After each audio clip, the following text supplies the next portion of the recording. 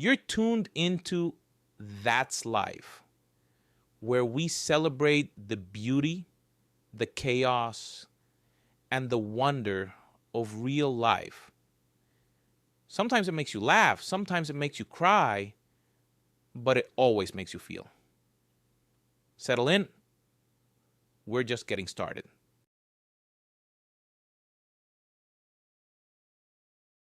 In early childhood, Julia learned an undeniable truth. Fate offered girls only two paths to be either beautiful or wise. She realized the choice was hers and without hesitation chose wisdom. A living example stood before her eyes, her older sister, Alice. Everyone around them never tired of admiring her beauty. And there was reason for it. Hair the color of ripe wheat, flowing like silk, eyes like emeralds with a mermaid's allure, a figure that could easily conquer runways. From a young age, Alice focused all her thoughts on her appearance. She read a lot, but it was glossy magazines full of tips on transformation, diets, and other feminine tricks. And Alice's friends were just like her, pretty, but in Julia's opinion, ridiculously frivolous. Their mother, who single-handedly bore the burden of raising two daughters, placed her main hopes on the older one. Just get married well, Alice, and then we'll live well. Julia was just a tiny tot at that time, still in elementary school. Sincere bewilderment gripped the little girl. How could one shift the responsibility for one's own happiness and well-being onto someone else's shoulders? Hadn't their mother, herself, burned by bitter experience, learned any lessons? One day, Julia dared to ask a direct question. Didn't you marry Dad for money too? And he left us, went to another woman, younger and prettier, and didn't leave anything for you or the children because her appetites turned out to be great. And now you're teaching Alice the same thing? So she repeats your fate? Bite your tongue, their mother exclaimed, throwing up her hands. Our Alice is completely different. Firstly, she's young. Secondly, she's much more beautiful than me. And most importantly, she has me. I had to figure everything out myself. But I'll advise her. Teach her everything. Everything will work out well for Alice. And for you too, if you listen to me. Julia just sighed heavily then. Her mother was beautiful, kind, but utterly careless. Both of them, mother and Alice, lived as if through rose-tinted glasses, dreaming of a luxurious life, associating female success solely with external attractiveness and other such illusions. Julia differed from her peers in her particular character. She knew firmly, to achieve something in life, you had to work hard. The options her mother and older sister saw, rich male patrons, seemed shaky, unreliable, like mirages. Alice jokingly called her younger sister a bore. Their mother, however, tirelessly tried to reshape Julia in her own image and likeness, to impose her own vision of the world on her. At the same time, her parents sincerely believed she only wanted her daughter's good. I'm worried about your future. How can you not understand? You turned out beautiful. You got the best from me and your father. Finish school and we'll find you a wealthy groom. Just don't be so gloomy. Men like cheerful and smiling girls. No, thank you. After school, I'm going to study economics, Julia replied. And do you know what the competition is like there? Alice immediately joined the argument. You either need to be a genius or have good connections. Yes, their mother sighed. We can't afford commercial education, and you won't get in for free. But Julia, trying not to heed her sister's and mother's arguments, stubbornly pursued her goal. Day and night, she pored over textbooks, looked for additional courses online, mostly free ones, because their mother, who worked as a cashier in a local supermarket, had barely enough money for her daughter's education. And their father was barely involved in their lives, having started a new family. No, he did transfer some paltry child support, but that was the extent of it. No communication, no support, no help in difficult times. Julia learned from childhood he was not to be relied upon. Deep down, the girl dreamed of meeting and talking to her second parent just once. It seemed to her that perhaps her character came from him, as Julia wasn't like her mother or Alice at all, but he didn't seek out his daughters. And Julia, she didn't want to impose herself, and it was scary to face indifference or worse, dislike from a blood relative.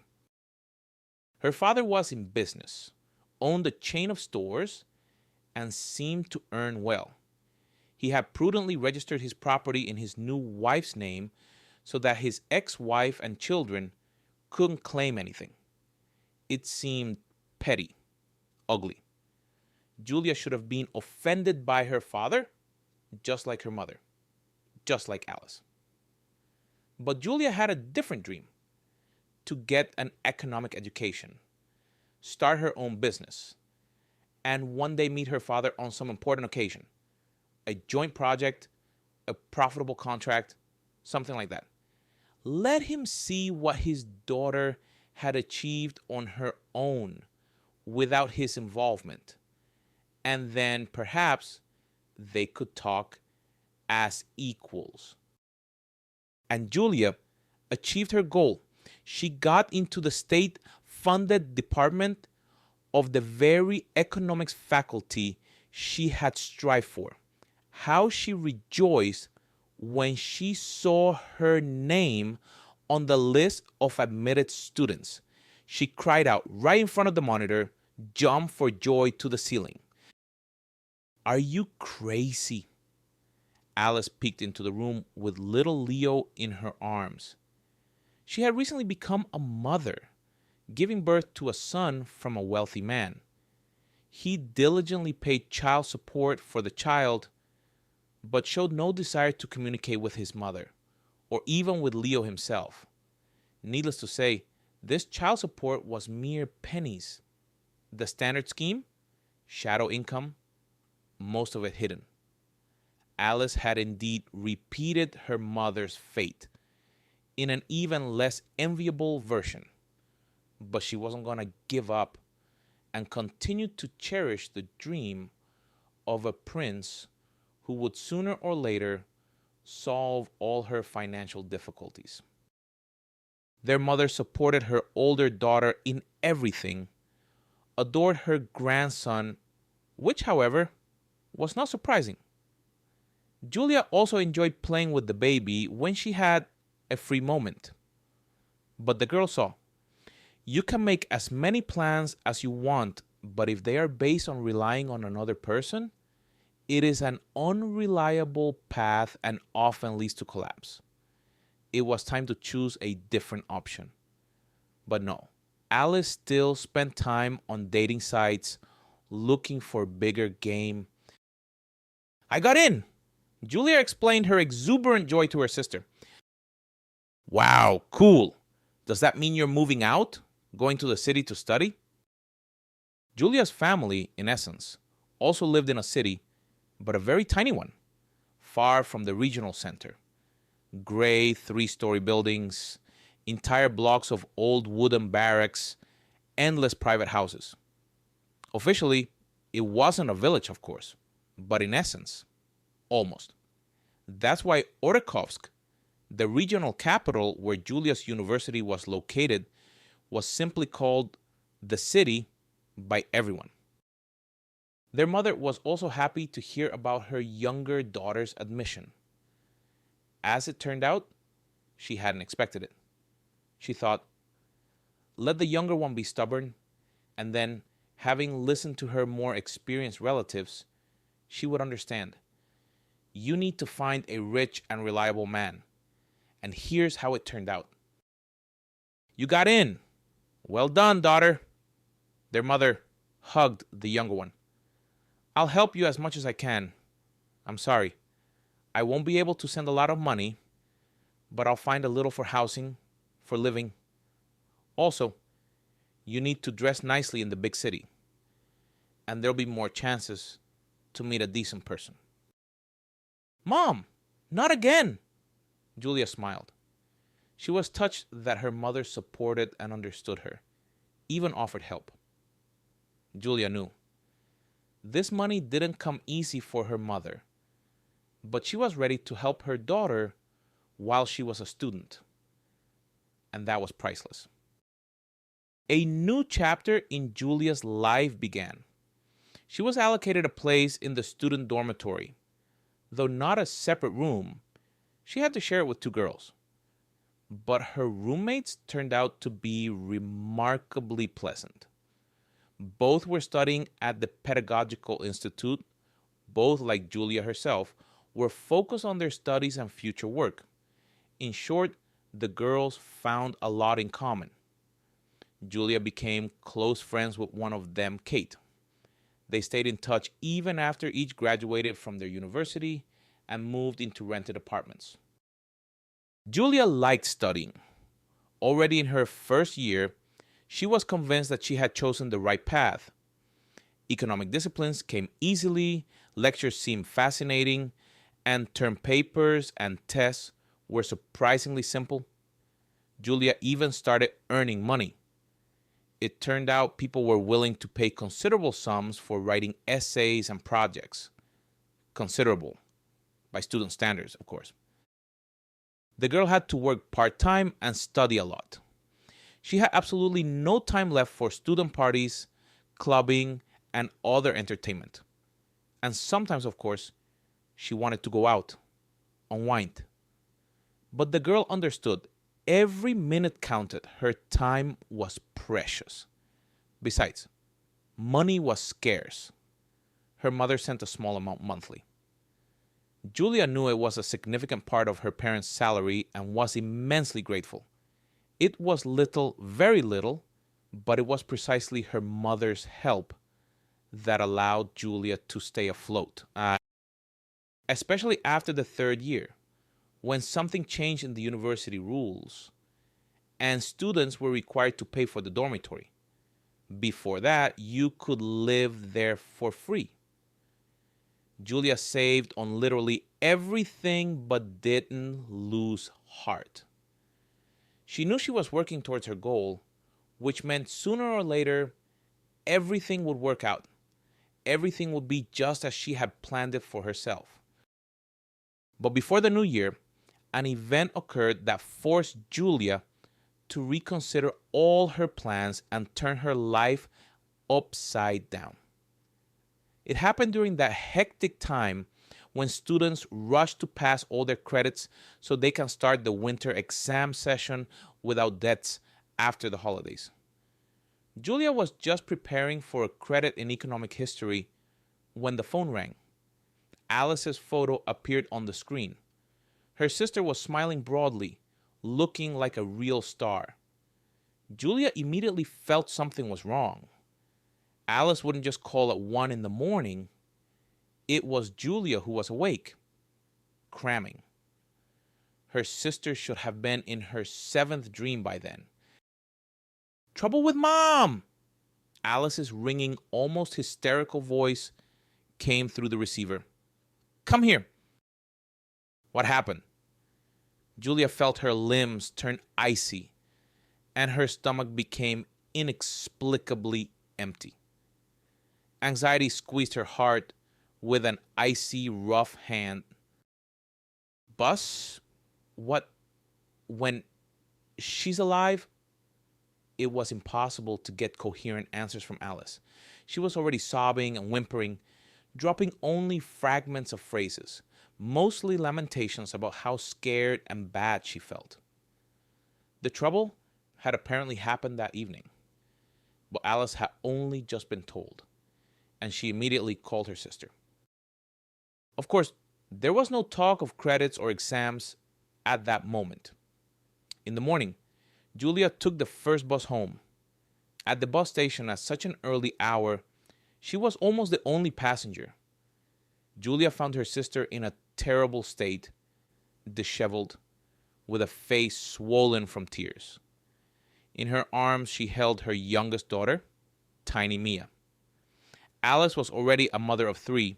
First Leo, then two girls born a year apart, Chloe and Mia. None of the fathers were involved in their upbringing. Princes, sons of wealthy parents, refused to raise their offspring, paying them off with paltry child support. With Alice, they just had fun, not thinking about serious relationships. And me? And them? My children. If something happens to her, how will I manage alone with them? Alice looked at Julia with bewildered eyes, as if expecting a solution. But Julia, at that moment, she wanted to hit her sister. It was unknown what was wrong with their mother, and she was only concerned about herself. How did this happen? They told me Mom was crossing the road in the wrong place. She ran out right in front of that bus. The driver couldn't do anything. He's in shock himself. He's in the hospital now too, I think. He had a heart attack right there. While they were figuring things out, they called me late at night. And I called you right away. So Mom is alive, Julia clarified. That was the most important thing for her. In the hospital at Morozovskaya. Julia rushed out of the house, calling a taxi as she went. She needed to get there as soon as possible to understand what was wrong with her loved one. At the hospital, Julia was given the terrible news. Her mother was no longer there. She had passed away very recently. At the very moment, Julia was rushing to the clinic. It all happened in intensive care. The doctor said the injuries were too severe, and Julia wouldn't have been able to say goodbye to her mother anyway. She was in a coma. And yet, the girl blamed herself for not holding her mother's hand while she was still. Julia was signing some papers when a sobbing Alice called her. Someone they knew had brought her to the hospital. A difficult time followed, organizing the funeral, trying to bring her sister back to her senses, who, despite everything, had to take care of her little ones, and the gradual realization of the terrible truth. The dearest and closest person in the world was gone. Just gone, that's all. Their father did not appear at the funeral, although he couldn't have been unaware of what had happened. This man didn't even call his daughters, didn't try to understand if they needed his help. Perhaps he considered them adults now. Both were over 18, which meant legally their father was no longer indebted to them. He had paid child support regularly until his daughters reached adulthood, and there was nothing more to expect. It was then that Julia realized she wouldn't meet or communicate with this man. Even they, Alice and their mother, weren't needed by him, and he wasn't needed by them either. There was no resentment. No. Julia just suddenly realized that her father was completely a stranger to her. Perhaps they were similar in some ways, but her father, he was a stranger. Just a stranger. And that said it all. But Alice was family, and she needed support. Her sister cried for several days nonstop, and Julia didn't stop her. Let her cry it out, it would be easier that way. While her sister was dealing with her grief, Julia helped her with her nephews and nieces. Even in such a terrible situation, the little ones made her smile. It was impossible to look indifferently at their funny games, to listen to their sweet babbling. More than anything, her nephews and nieces showed Julia. Life goes on. Julia couldn't stay with her sister for long. The winter exam session was approaching, and Alice had already recovered a little, even started looking at dating sites again. Now she wanted even more to have a mature, reliable person by her side. Her mother was no longer there. Despite everything, Julia passed her exams with excellent grades. This meant she could stay in the dormitory.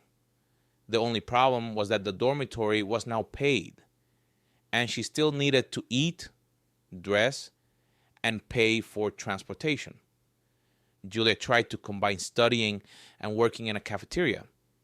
It turned out to be impossible. Immediately, a mountain of missed classes and debts accumulated. In the end, the girl didn't even get permission to take the next session. Expulsion loomed ahead. Julia tried to negotiate with her professors, asked for a chance, promised to pass everything, but nothing worked out. The only way out was to transfer to distance learning. The catch was, there were no state-funded places, and commercial education cost a fortune. The rector offered a solution. One day, he called Julia to his office and suggested the only option he saw fit. "I know your situation," the man, who always reminded Julia of Carlson, just as kind, plump, and short, began the conversation paternally. "You're a diligent, promising student. I want to help someone like that. So, despite everything, I'll close your session. We'll mark you down for C's, but we'll make it happen. And you take an academic leave for a year. I'll help you. You'll manage. You're a determined person. And then you'll reinstate, and I'll help with all the nuances again. How does that sound?" Julia thought about it. She really didn't want to interrupt her studies. On the other hand, what other options did she have? The session wasn't passed. That was a fact. That meant expulsion. And where would she go? Go home to her parents' apartment? But Alice's new boyfriend was already living there. A young and seemingly good guy named Steve. Unlike Alice's previous admirers, he wasn't a rich guy. He worked in construction, toiled from dawn till dusk, and seemed to be earning money. Alice loved him very much, and he accepted all the children. Perhaps they would truly become a family.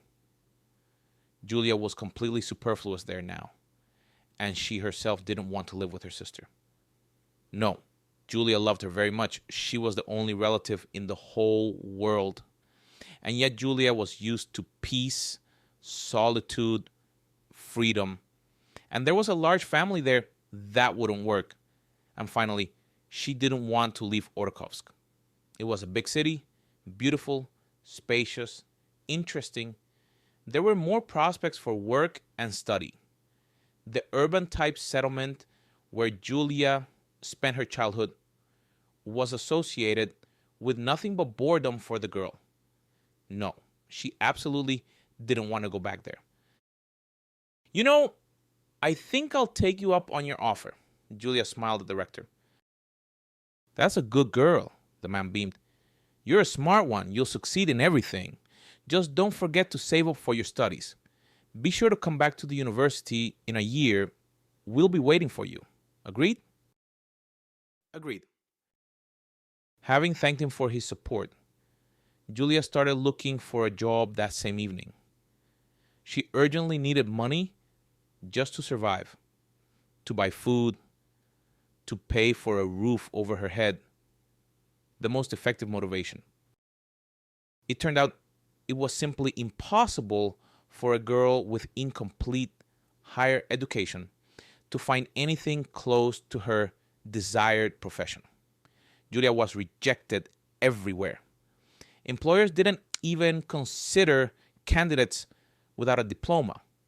The girl understood she could have proven herself in an interview, but it never even got that far. After a couple of days of fruitless searching, Julia realized it was time to let go of the dream of working as an economist, or rather, postpone it until better times. And for now, she needed to find anything. When her expectations lowered somewhat, things went better. There were many vacancies for Julia: waitress, cleaner, salesperson. True, the salaries offered were meager. No, it would be enough to live on, especially if she economized. But Julia needed to save up for her studies in a year. And with such salaries, that was impossible. And yet Julia really needed a job, urgently. She chose the path of a waitress in a bar in the city center. There were enough arguments in favor of this place. Firstly, there was an extra payment for night shifts. Secondly, tips were very helpful, sometimes quite generous. And thirdly, shift work gave Julia the opportunity to write term papers and tests for others. It was extra money for her piggy bank, and her brain didn't sit idle. Nothing but pros. Julia even liked working at the bar. The staff was friendly and cohesive, the management was loyal, and the clientele was decent. It was a rock bar, and its owners cared about their reputation. They maintained the atmosphere. Undesirable elements were escorted out by security and not allowed back. And also, musicians gathered there every evening, local bands, visiting guests, in short, live music. And it was wonderful. Julia enjoyed listening to the performances, singing along. This was welcomed at the bar, going to work like a holiday. At the bar, Julia finally understood the meaning of this common phrase. Of course, you couldn't save much from a waitress's salary. Julia was simultaneously looking for another higher paying job. But the girl knew, even when she had to quit, she would come back here as a guest just to be in this wonderfully warm atmosphere. The rock bar and new friends helped Julia get through her grief. Of course, the longing for her mother didn't disappear, but the girl was finally able to return to life and believe that there was still a lot of good ahead. It was at the rock bar that Julia met Daniel. One day, the host introduced a new rock band to the guests, which had appeared just a couple of months ago. Daniel was the bassist, but not only that, he was the one who came up with the idea of creating the band.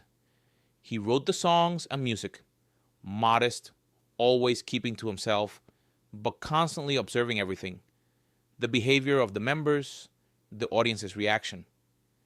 Daniel was the core of the team, although the vocalist attracted most of the attention on stage. This was noticeable at first glance.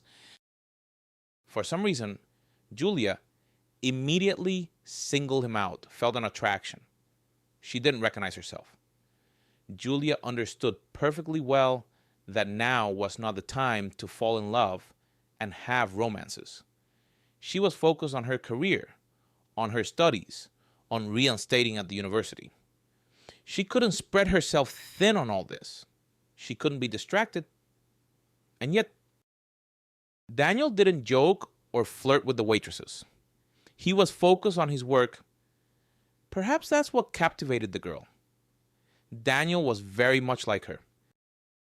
Daniel started coming to the bar often, sometimes with the band, to work, sometimes just with friends, to relax. Of course, they soon got acquainted, but he still behaved distantly, didn't show open affection. Although sometimes Julia did catch his eye. True, Daniel would immediately turn away. Julia wanted him to notice her, to compliment her, to show her attention, as visitors often did. And then Julia would let him know she was interested in him. One day, a girl was in Daniel's company. No, female representatives had come with him before, friends, girls from the band. But this one, there was clearly something between her and Daniel. They didn't kiss or hug, nothing like that. But sometimes they exchanged tender glances and smiled very warmly at each other.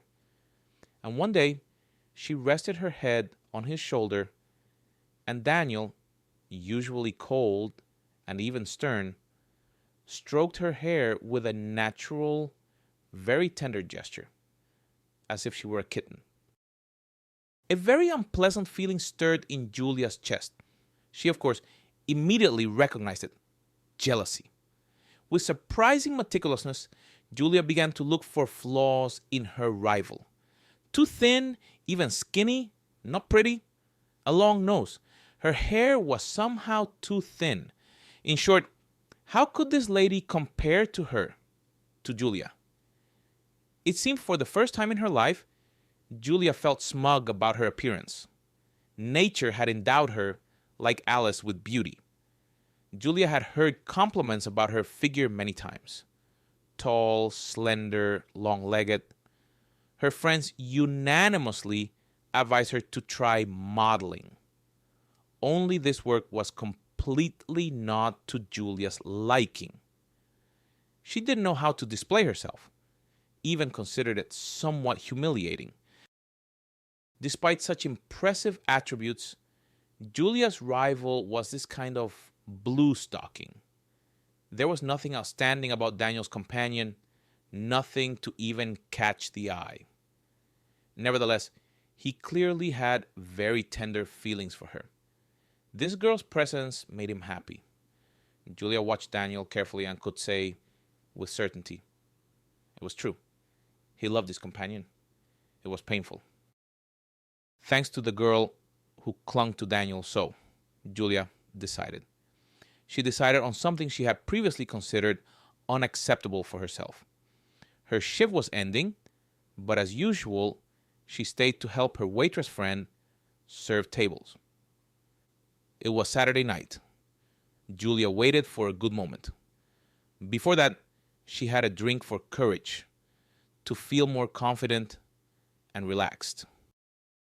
Daniel got up and headed for the exit. Someone had called him. The music was blasting in the bar. It was impossible to talk on the phone in such an environment. Everyone went out, some to the street, onto the porch, some to the smoking area. Daniel chose the street. Julia followed him like a shadow. Now or never. The unpleasant girl who had been sitting next to Daniel all evening remained at the table. She was chatting cheerfully with his friends. It was clear they had known each other for a long time. Perhaps this was a long and serious relationship. And yet Julia would try. Otherwise she would regret not even trying. Daniel went out onto the porch. He paced the small area in front of the bar with long strides and patiently explained something to someone. Julia watched him through the large window in the door. Daniel wasn't smiling, wasn't joking. It was clearly a serious or unpleasant conversation. It didn't matter. Julia would approach him anyway. As soon as Daniel hung up and was about to return to the bar, at that moment, Julia came out to meet him. Fortunately, they were completely alone on the porch. "Hi," Julia smiled at him. "Hi." Daniel looked at the girl with interest. "Didn't we already say hello?" "Yes, we did," Julia nodded. I need to talk to you." Daniel immediately stopped, prepared himself for a conversation, showed his readiness to listen with his whole demeanor. He could have brushed her off or shown irritation, but Daniel looked at her with his dark, intelligent eyes and waited. I like you, and I have for a long time." Julia decided to get straight to the point. I don't know how to explain it. I'm drawn to you as if by a magnet. I've never felt this way before. I I don't know what to do with all this. Julia lowered her eyes. Well, she had said it. What now? Daniel was probably choosing his words to refuse as politely as possible. Most likely, that was it. Julia suddenly felt unbearably ashamed of her actions. Why had she approached him? How could she look him in the eye after all this? Julia. In the next moment, the girl felt a gentle touch, as if she were an incredibly fragile vessel. Julia. Her own name, uttered by Daniel, sounded like beautiful music to the girl. Julia, I couldn't even imagine this. Daniel looked at her and smiled. And he smiled so rarely.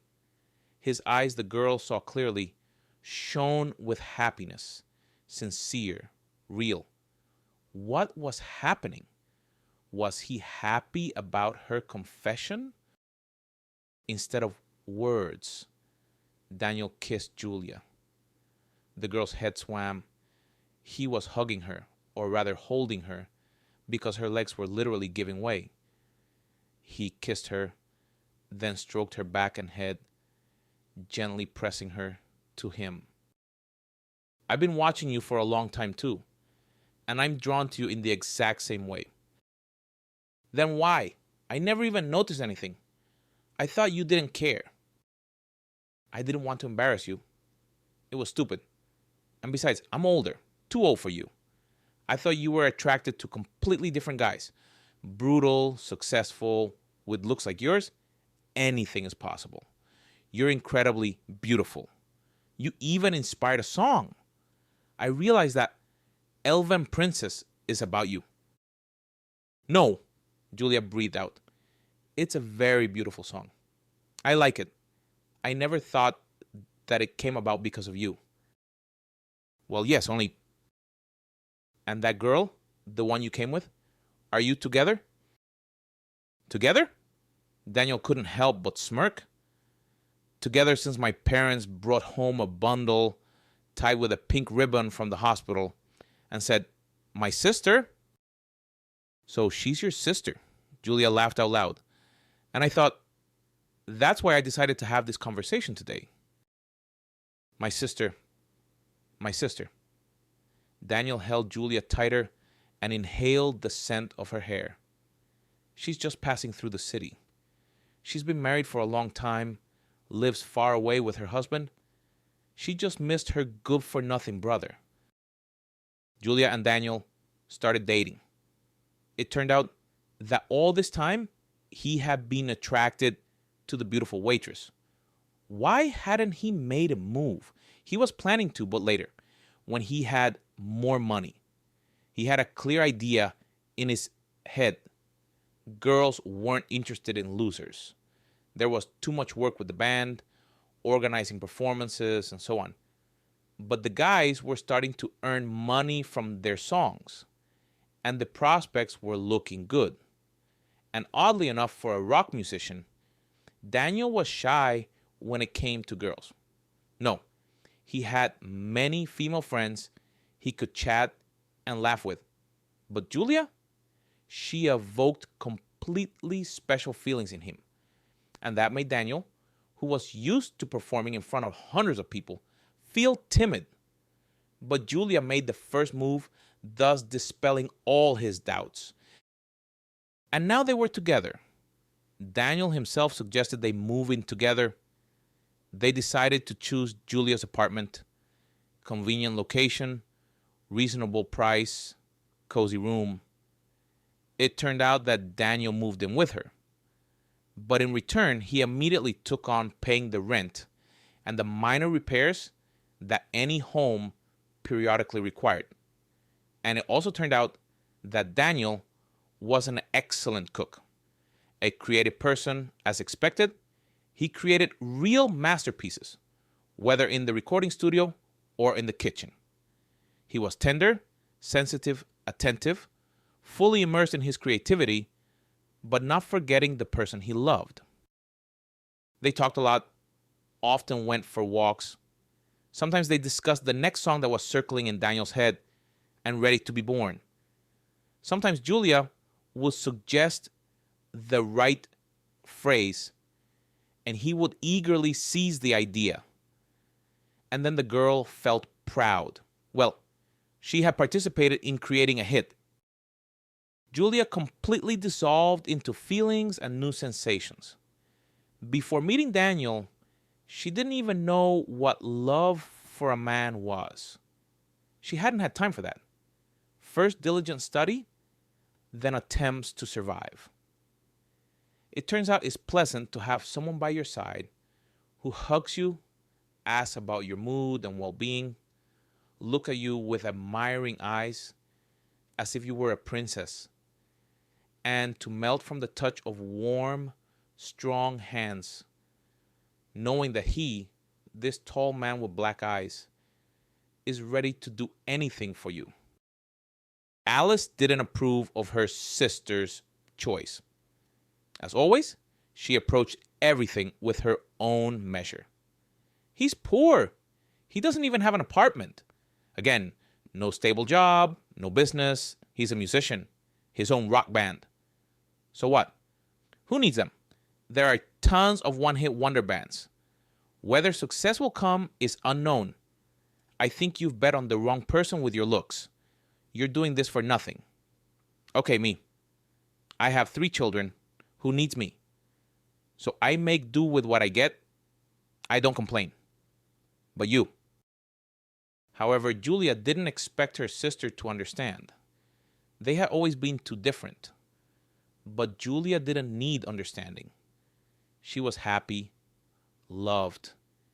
She had a close, dear person. Yes, he was going through a difficult period now. But Daniel was trying, working towards his goal, working hard, looking for contacts, planning things. Julia supported him in all his endeavors, and he valued her loyalty, saying many times that he was grateful to fate for such a gift. For her. One day, Daniel embarked on a rather risky venture. He invited a famous rock band to Orkhovsk. The plan was for his musicians to play the opening act. This was supposed to increase Daniel's band's popularity, and organizing such concerts was a way to earn good money. Only something went wrong. Fewer people came than expected. A big rock festival was happening in the neighboring region. Daniel hadn't accounted for this, or rather, he found out too late. In short, Daniel ended up with a big loss. The musicians' fees, hall and equipment rental, tickets, advertising, everything was only half recouped. The concert itself went well, but Daniel incurred huge debts that needed to be paid off as soon as possible. But with what? It was hard for Julia to see her loved one during this period. He looked bewildered, anxious. She wanted to help in any way she could. But how? Where would the money come from? Daniel took out a loan, but it was a drop in the ocean. Friends helped, the situation improved, but the debt remained substantial. And then Julia offered her help. She had savings, money put aside for her studies. Not much, of course, but still something. In addition, the girl did something she had long been against. She sold the gold jewelry her mother had given her for her 18th birthday. These funds were enough to cover the debt. Where did this come from? Daniel was surprised when Julia handed him several stacks of crisp bills. Well, someone unexpectedly paid me back a debt. Plus the insurance finally paid out on Mom's case. The girl lied. She knew if she told the truth, he would never take the money. But this way, it seemed like it wasn't her last resort. Thank you. Daniel hugged Julia tightly. I'll pay it all back. You'll see. We'll be famous soon, and I'll return everything. Daniel paid off the debt and continued to develop the band. Julia slowly paid off the loan. Saving for her studies was now impossible. and generally, her salary became much smaller. The bar was going through tough times. At least Daniel bought groceries and paid the rent, meaning he took on the main expenses. Daniel's income consisted of money from a few corporate gigs and occasional side jobs. Unstable earnings, but still a stream that didn't dry up. Sometimes feast, sometimes famine. Julia didn't dwell on the difficulties. She basked in Daniel's attention, his love and care, generously giving him tenderness, love, and support. She tried not to think about the future too much. Well, she wouldn't reinstate at the university this year. She'd do it next year. It was okay. There was time. The main thing was Daniel, was by her side. Julia hadn't known before that she was capable of such feelings. And then Daniel disappeared. No, he didn't run away from Julia. Nothing terrible happened. It started as a business trip. Daniel grabbed Julia by the shoulders and shook her slightly. His eyes glowed like spotlights. Can you imagine? I was invited to the USA to write music for a band. They found me online, they liked it, and they're inviting me. Julia couldn't believe her ears. She knew the band Daniel was talking about. They were very popular musicians, touring all over the world. And they had noticed Daniel. They were offering collaboration. Incredible. I'll have to leave for a while, Daniel continued. Do you understand what this means? Julia nodded. She understood. Money, fame, dizzying opportunities for growth, useful connections. He would get what he hadn't even dared to dream of. They would have to part ways for an indefinite period. After all, Daniel had said clearly, I'll have to leave. Not we. The preparations began. Daniel had many things to settle. Find a temporary replacement in the band, get a passport and visa, pack his things. In all this hustle and bustle, he seemed to have completely forgotten about Julia.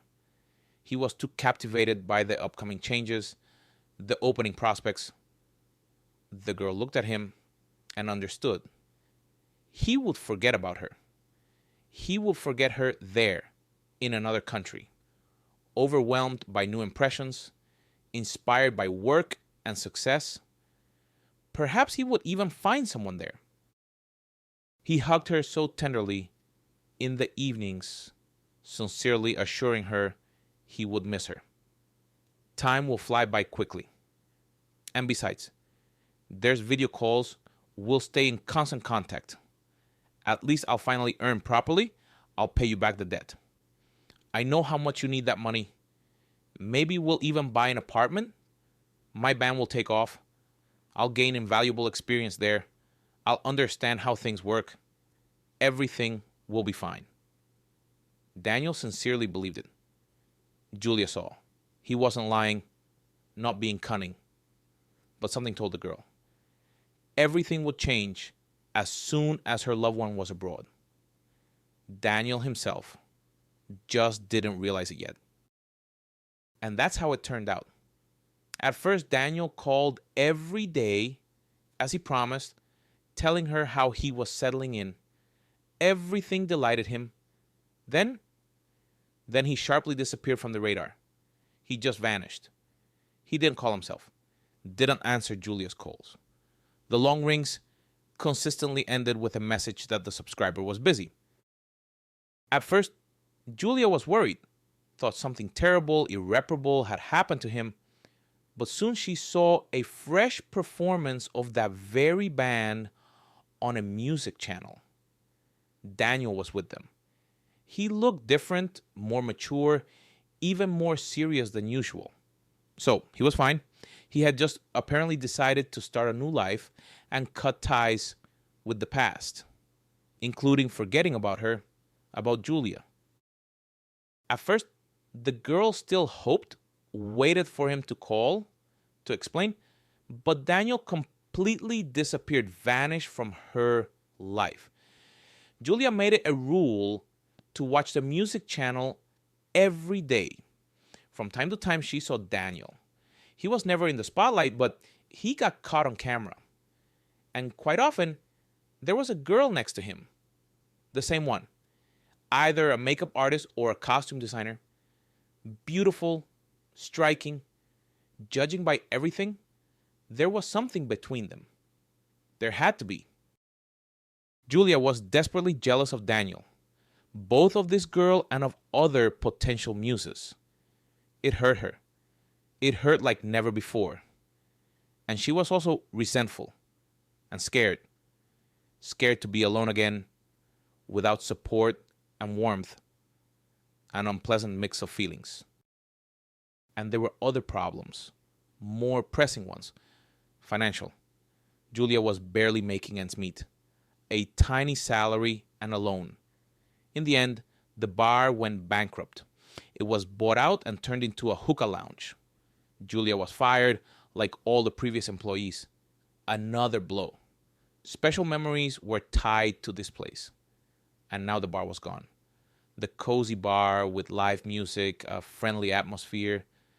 Daniel would have understood, would have supported her. Everything was easier with him.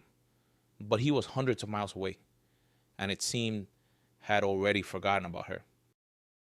Daniel didn't even imagine how desperate her situation was. He never found out about the loan, thought Julia had helped him with a sum she had unexpectedly received, and he had no idea about the firing. And even if he had known, he had no time for Julia now. Julia had no time to dwell on grudges. She desperately needed a job, and a well-paying one at that. She tirelessly monitored ads, looking for a way out of the financial hole. Fortunately, the landlord agreed to wait for the rent payment. But his patience wasn't limitless. A little more, and Julia would be asked to leave. This ad caught Julia's attention with the salary. A decent figure. It could solve many problems. But the job itself seemed unfamiliar. They needed a caregiver for a little girl. Apparently, she was unwell. The diagnosis wasn't disclosed, but it was made clear.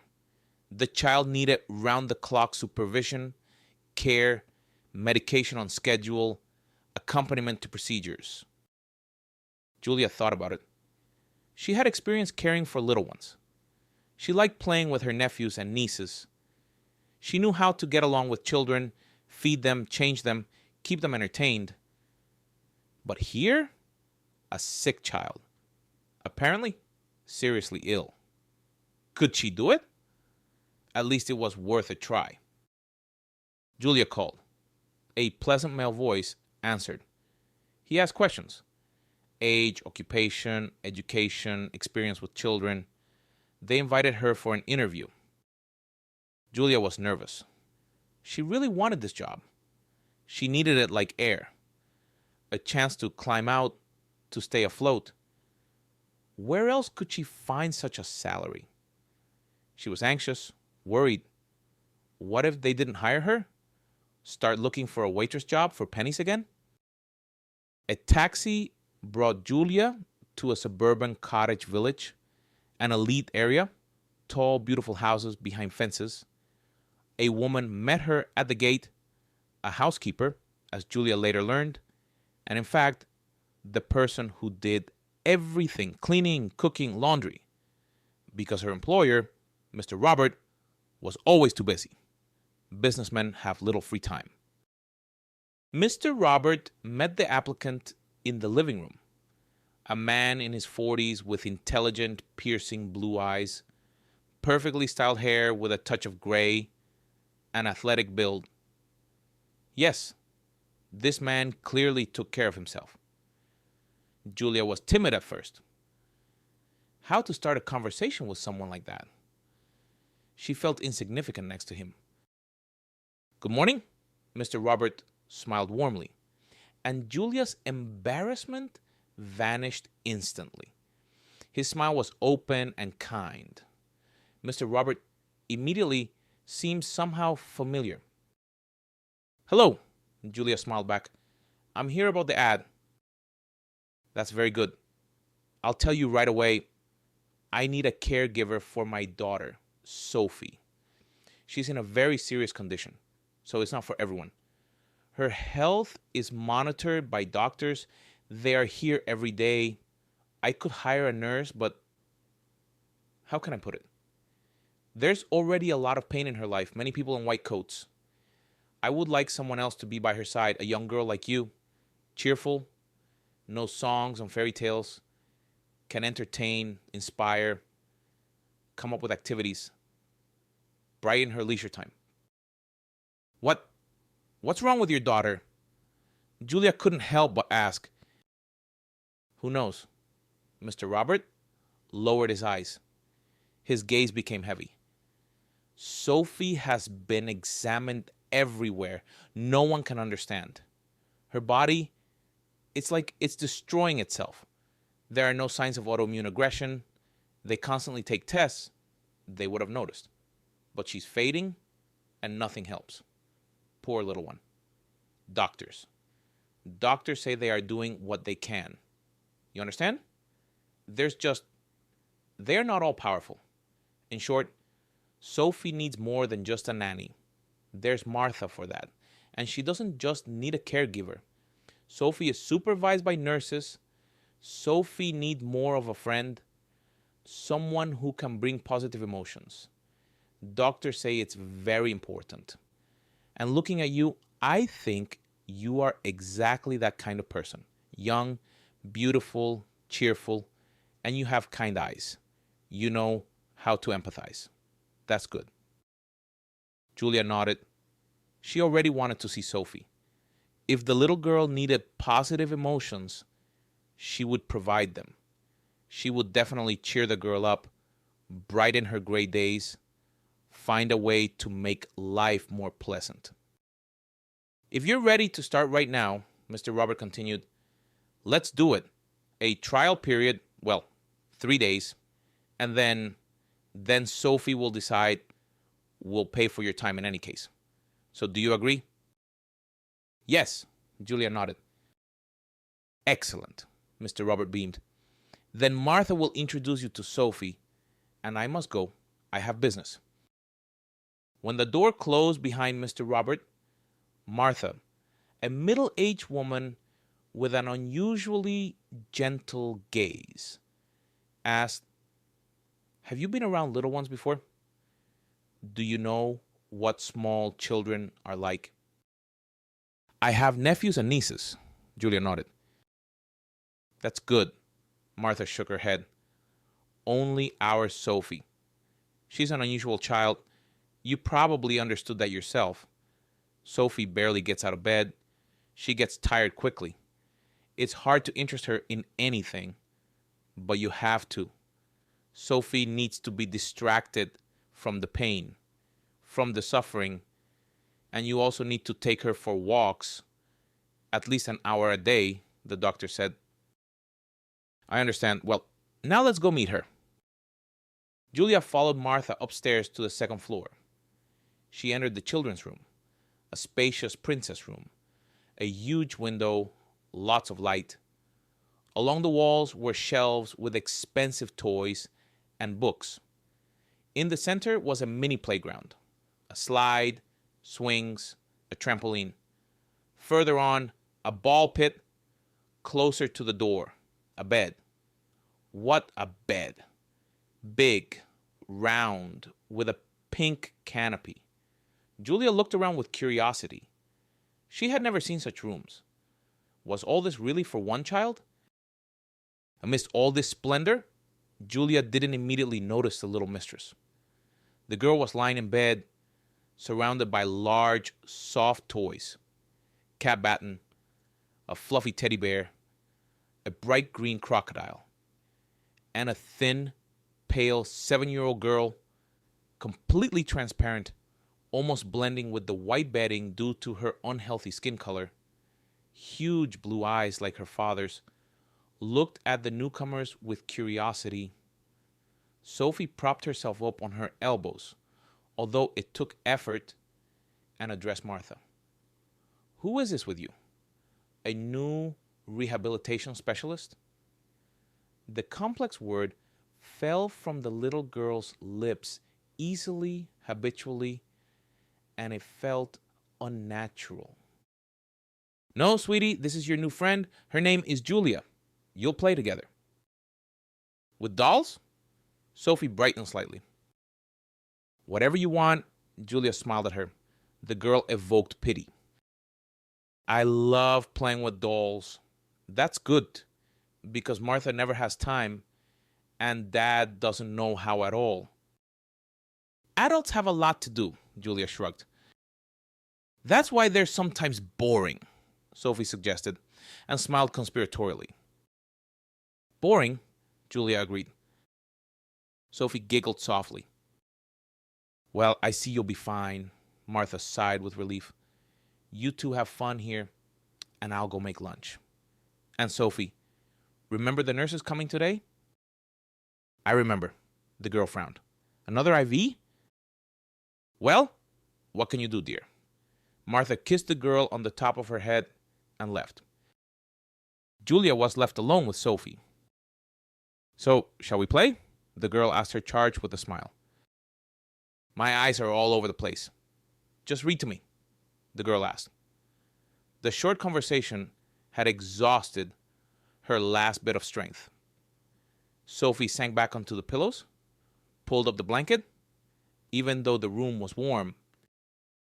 Okay, Julia agreed. The child's weakness surprised and horrified her. 7-year-olds. They were bundles of energy, like Leo, her oldest nephew. Sophie's age, but you couldn't make him sit still for 5 minutes. If he were in this room, he'd be jumping on the trampoline right away. Alice called him a perpetual motion machine. And Mia and Chloe weren't far behind. But Sophie lay there, poor thing, flat on her back. What should I read to you? About princesses. The book is on the windowsill. Martha started reading to me, but she doesn't have time. You continue. A heavy, beautiful book with bright pictures. But the story? Stupid, boring, predictable. Julia herself didn't like such stories as a child. How about we make up a story about these princesses ourselves? As Julia expected, a flicker of interest appeared in Sophie's tired eyes. How? She clarified. It's very simple. I'll start and you continue. The activity captivated Sophie. She enthusiastically made up adventures. The princess drove a race car, a dragon kidnapped her, a prince rescued her. Her imagination ran wild. It seemed she had been lacking such interaction for a long time. Then Martha came in. Seeing that Julia and Sophie had hit it off, she was pleased. She brought lunch, cream soup, stewed vegetables. Sophie grimaced. I don't want it, she said.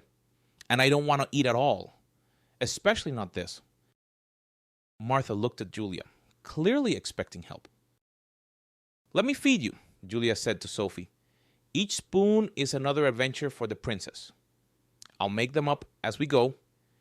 Can you imagine how much I'll have to tell? What do you think will run out first? Your food or my imagination? The trick worked. The food ran out faster than Julia's imagination, but Sophie demanded more stories. Martha threw up her hands in surprise, smiled, and left. The nurse came in. Sophie immediately looked glum. She was almost asleep. Lunch and the story had tired her out, but it was time for procedures. An IV? The girl asked hopelessly. The nurse nodded sympathetically. I'll do it quickly. Don't be scared. It won't hurt. You'll sleep afterwards. And we'll have some tea. Martha pulled Julia by the sleeve. You're not needed here right now. The assistant led Julia to the spacious kitchen. Cups of coffee were steaming on the table and a fragrant pie just out of the oven. I see you and Sophie got along, the woman smiled, looking warmly at Julia. That's good. The previous nanny, Sophie, sent away, but she took to you right away. I already called Mr. Robert, told him. He's very pleased and happy. He ordered me to take care of you. I'm happy too, Julia smiled. I just feel so sorry for Sophie. My nephews and nieces are noisy, cheerful, but she lies there and can't play. It's terrible. What do the doctors say? Are there any chances? No prognosis? Martha shook her head. And they can't make a diagnosis. They just treat the symptoms. After the IV, Sophie will feel better. You can go for a walk after she wakes up. Mr. Robert is the father? I understood that. Where is the mother? On a business trip? Does she have a demanding job? That's why she can't stay with her daughter? Oh, if only, Martha sighed. Our Ellie. She's gone. The birth was difficult. The doctors were busy saving the baby and didn't notice that the mother needed help. And she herself, Ellie, didn't complain. She was worried about the baby. And that's how it turned out. The day after the birth, her temperature rose, very high, examination, intensive care. While they were doing this and that, her heart stopped. Internal bleeding started, a rare case. And then Sophie was also in intensive care. She was born prematurely. It was a difficult time. How sad. Oh, it was very sad, Martha agreed. Let me tell you the whole story. It looks like you'll be here for a while. You should know. Robert grew up in a prosperous, complete family. Loving parents, caring grandparents, his own room, trips to the sea, birthdays, friends, a happy childhood, an equally happy youth, graduating from school with a gold medal, thanks in large part to his parents who hired the best tutors. He studied English in foreign camps. He vacationed and studied. The trips cost an unimaginable amount. But for their beloved, long-awaited son, Robert's parents were older. They hadn't been able to have a child for many years. They had resigned themselves, but then, when hope was gone, life threw them a surprise. It gave them an heir. Needless to say, Robert wasn't ashamed of his parents. Yes, they were older than his classmates, but the boy was proud of them. His father was a famous businessman.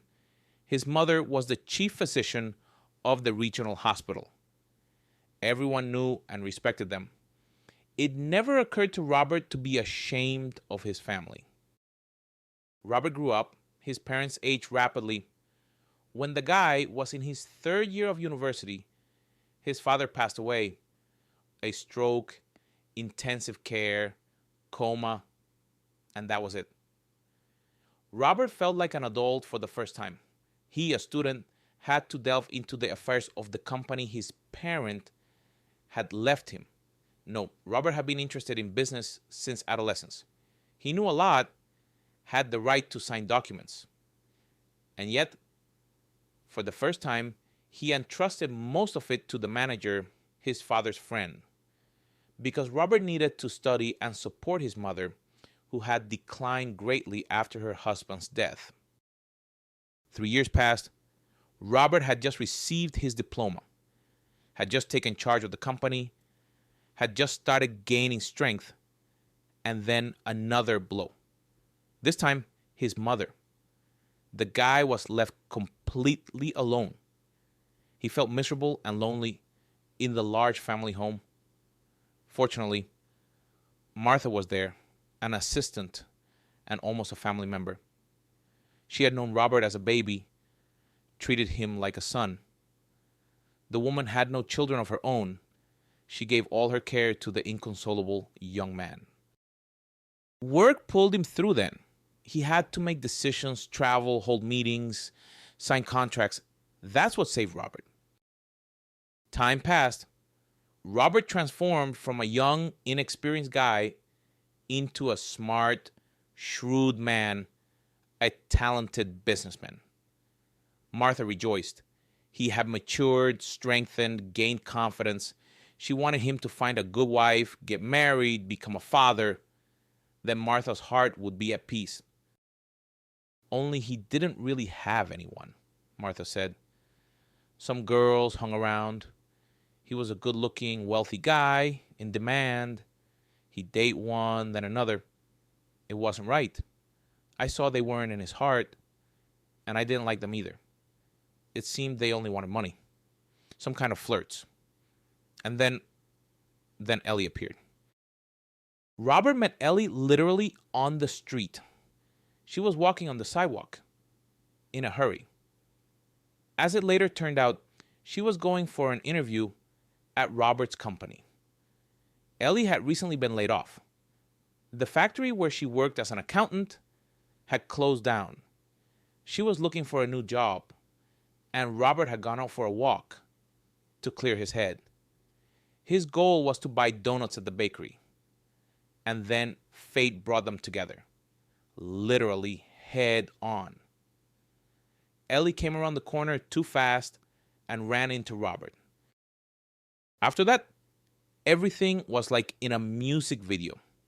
Her bag slipped, the contents scattered. Robert and Ellie rushed to pick them up.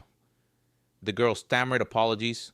Robert assured her it was fine and admired her beautiful gray eyes. Love at first sight. They sorted out the bag, looked up, and smiled. Robert, being a man, made the first move. He learned her name, introduced himself. They walked slowly, talking, getting to know each other. When Robert learned that Ellie was hurrying to his office, he beamed. He understood that this beautiful girl was his destiny. It wasn't by chance that they met like this, not in the office. It was more romantic. In short, Martha had never seen Robert so happy. Ellie turned out to be smart, understanding, kind. She also quickly found common ground with Martha. A sweet, sweet girl. And why did she have such a fate? Martha shook her head sadly. A couple of years after meeting, Robert and Ellie got married. A wonderful couple, harmonious, happy, love, understanding, respect. Martha's heart rejoiced seeing them together, her beloved Robert and his wonderful wife. They decided not to rush with children, Martha continued. A mutual decision, as if they had a feeling. They traveled, worked, met with friends, and I, foolish old woman, advised them not to wait. I wanted a child. Robert and Ellie lived for themselves for a long time, 5 years after the wedding. It was good being just the two of them. No, they wanted children, but later.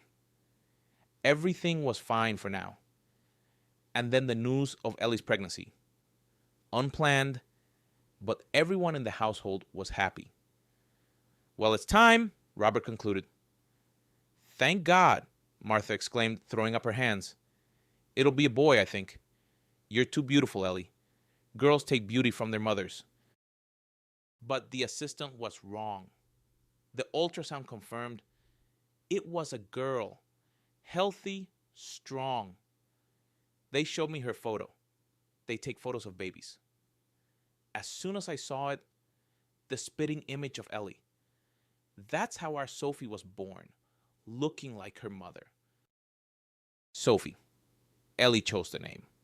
Robert and Martha didn't object. They liked it. The pregnancy was not easy. First morning sickness, then other problems. Blood pressure, swelling. The baby developed well, but the mother, she suffered, wasted away, refused to eat, lay in bed a lot, the usually energetic Ellie didn't have the strength to come downstairs. Martha carried food to the bedroom.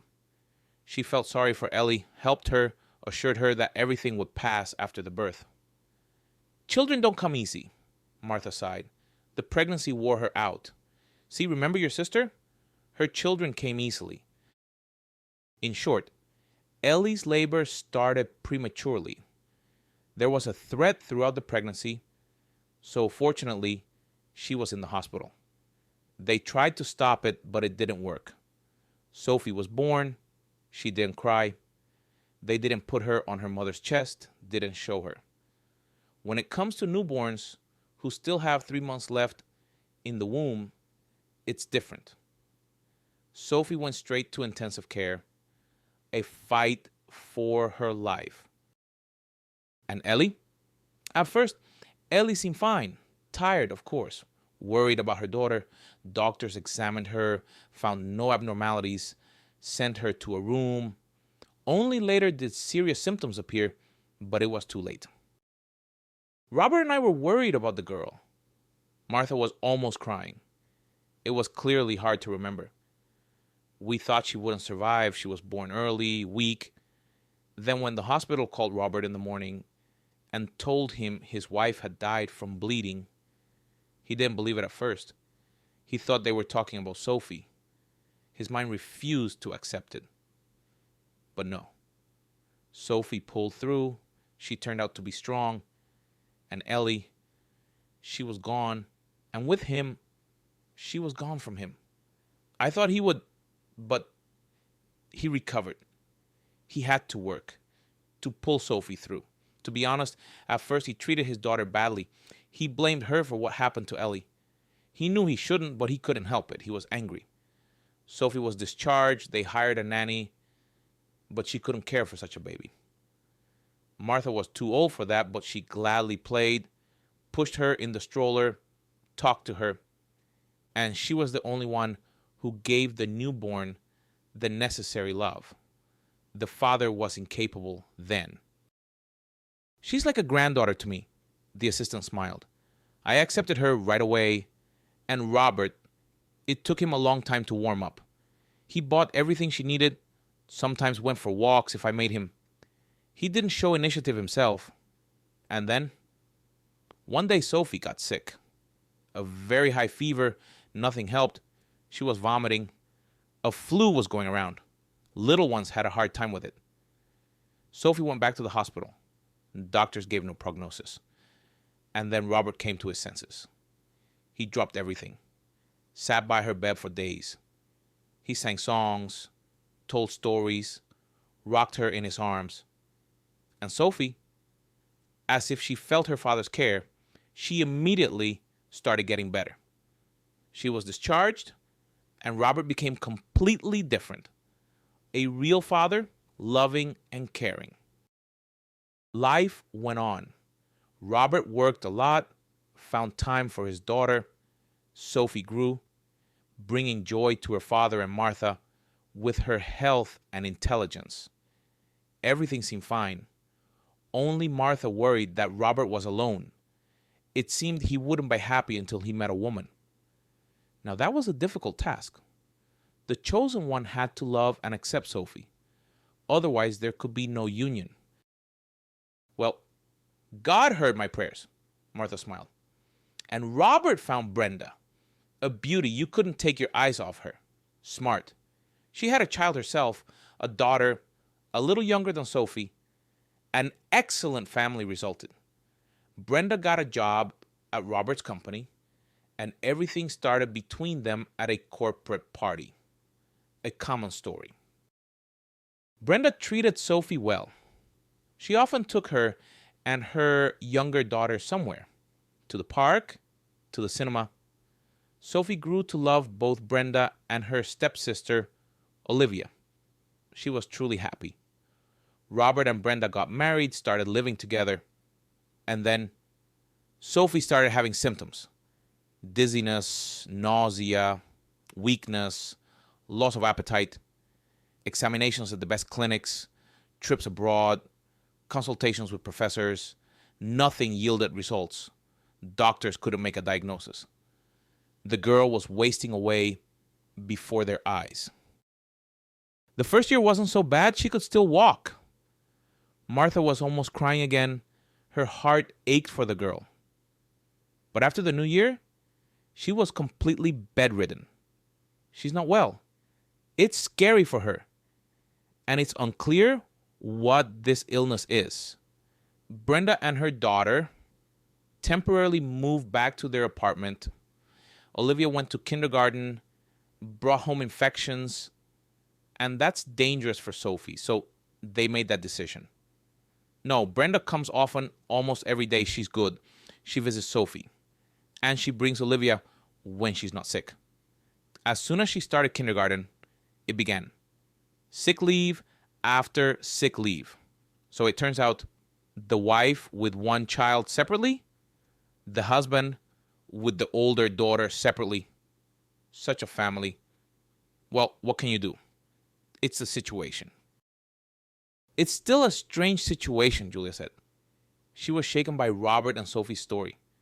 You could make a TV series out of it. Well, it is what it is, the older woman shrugged. I see you got along with Sophie. That's good. It'll be nicer for you. The days flowed by. Julia now lived in a room next to Sophie's nursery, but the girl often asked the caregiver to stay overnight. Sophie had a comfortable sofa. Julia made her bed on it. They talked before sleep, held hands.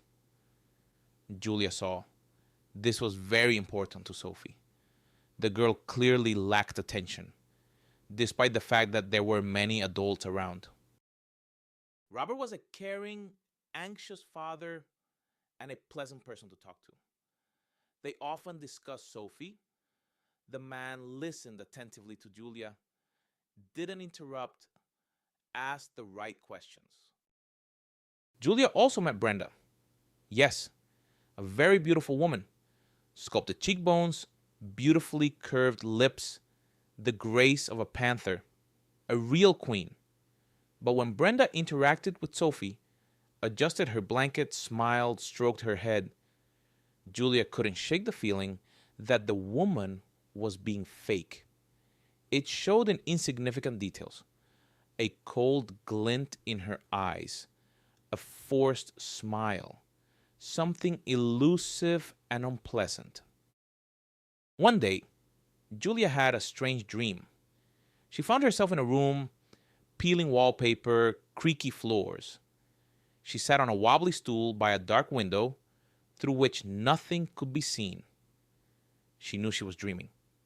She wanted to wake up. But then, where did she come from? As if she grew out of the air, Ellie appeared. Julia recognized her from photographs. Ellie smiled sadly, her gaze warm and soft. Watch her, she said in a quiet, melodious voice. Watch Brenda. All the troubles come from her. She is dangerous. Having said this, she dissolved into the air. And Julia wanted to ask so many questions. How to watch? Why? What was she dangerous for? Julia woke up in a cold sweat, as if she had flown into her body. A strange feeling. Ellie's words echoed in her head. No, Julia didn't believe in the supernatural. But the dream? It was little like a dream, more like a journey through time. The strange dream wouldn't leave her. The next day, Brenda wasn't there. And Julia waited for her. She knew for sure this woman was involved in something bad. Brenda was harming this family and didn't love Sophie. She didn't sympathize. She only pretended. And how did the others not notice? Even experienced Martha. Brenda appeared the next day, as always. Beautiful, heavily made up, languid. The first thing she did was go upstairs to greet Sophie. Then she went down to the kitchen. Sophie wants a drink, Brenda said, looking at Martha. Let me make her some cocoa. Let me, the assistant bustled. No, I can manage. I want to make it for her. You're so thoughtful. Julia remained silent. She watched Brenda as Ellie had asked in the dream. It seemed this was the important moment, as if Ellie was nearby, prompting her to be vigilant. Martha was busy with dough. Julia pretended to look out the window, but she was watching Brenda. And there it was. The woman deftly pulled a small vial from her sleeve, dropped a few drops into the milk, and immediately hid it back. A couple of seconds, a few quick movements.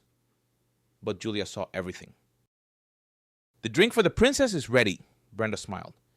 "Julia, hand me her favorite cup." Julia obeyed. She took Sophie's cup with cartoon characters on it. She understood. Sophie must not drink this. She must not. She had to act. Julia pretended to slip. She bumped into Brenda, who dropped the cup. The glass fell and shattered. The cocoa spilled onto the floor. "I'm so sorry. I'm so clumsy." Julia fussed, grabbed a rag, and started wiping up the puddle, collecting the shards. "It's okay. I'll make another one." Brenda's voice held poorly concealed irritation. Julia couldn't do that again.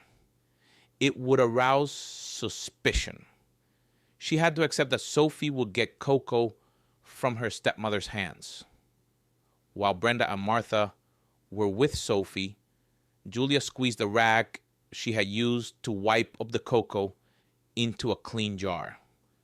She needed to know exactly what Brenda had put in. Maybe it was vitamins, and she shouldn't panic. But something told her that wasn't the case. She had to wait 2 days for the lab results. When she saw the report, Julia was horrified. The drink contained poison. Deadly. The symptoms of poisoning matched those Sophie had. So, the girl's weakness was explained by her stepmother systematically poisoning her, like in a terrible fairy tale. Julia didn't know who to turn to. Martha? What could she do? Robert? He might not believe her. What should she do? Brenda couldn't be allowed near the girl. She wanted to send her to the next world and had almost succeeded. And yet Julia, gathering her courage, spoke to Robert. She told him everything. About the dream, about the cocoa, and about the analysis. She was afraid he would yell at her, call her names, throw her out, or accuse her of wanting to harm his daughter. "You know," Robert said, looking at Julia, "I probably would have fired you immediately after those words.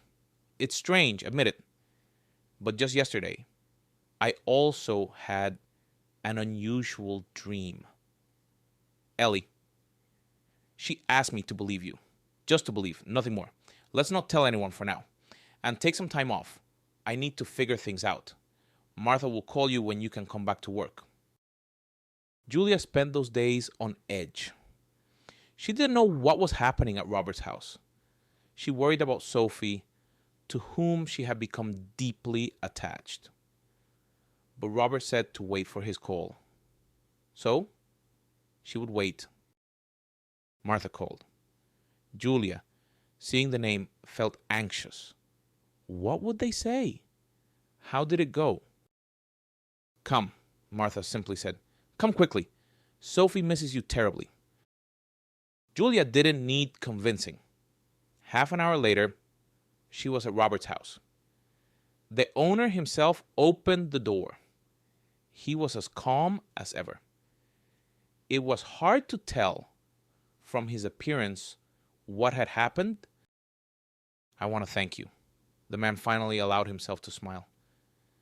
"You were right. Brenda, she really wanted to.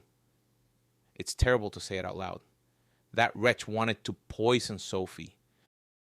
Imagine that." Martha didn't mince words. "And I trusted her so much."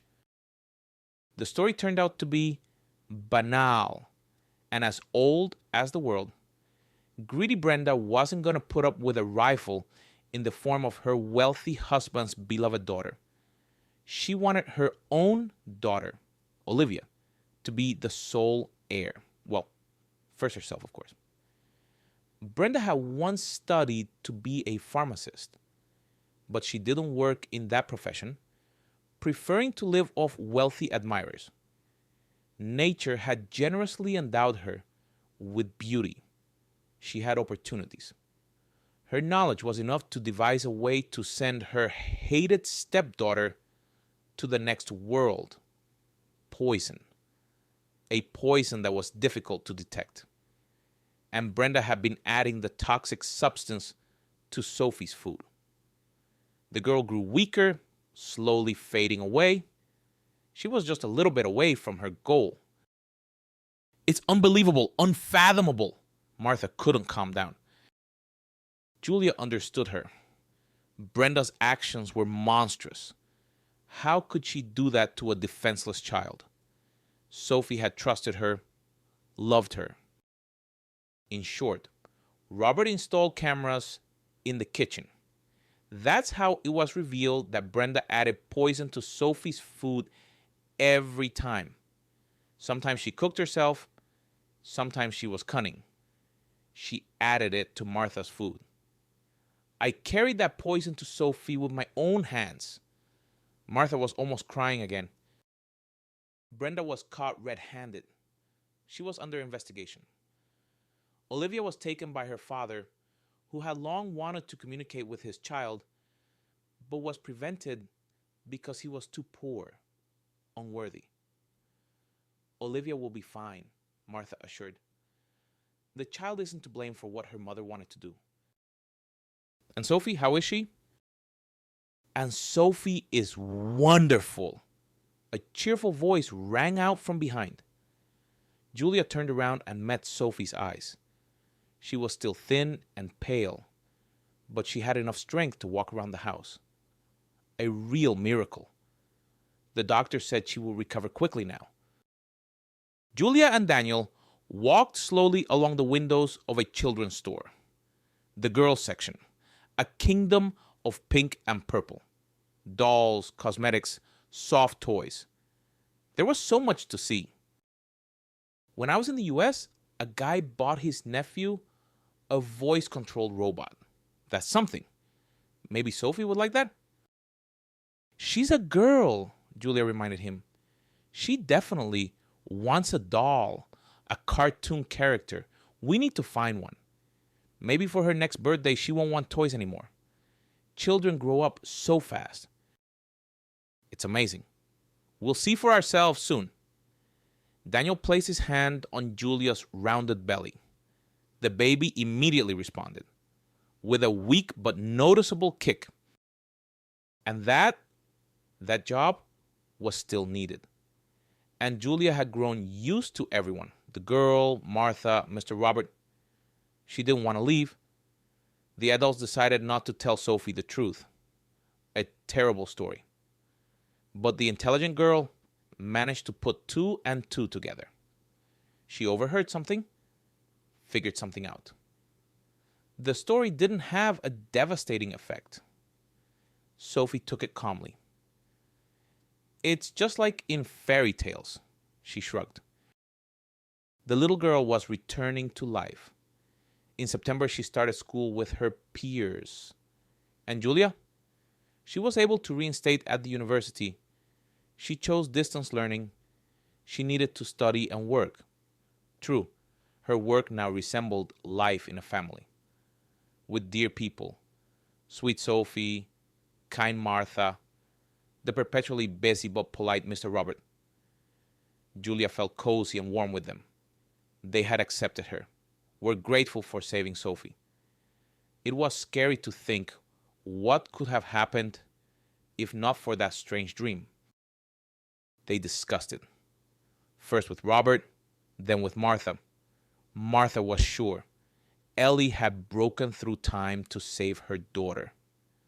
Robert shook his head, didn't comment. And Julia? She didn't know what to think. Perhaps Brenda had immediately aroused suspicion. She hadn't liked her at first sight. Only in the dream. And Robert also dreamed of Ellie and was asked to believe Julia. That was harder to explain.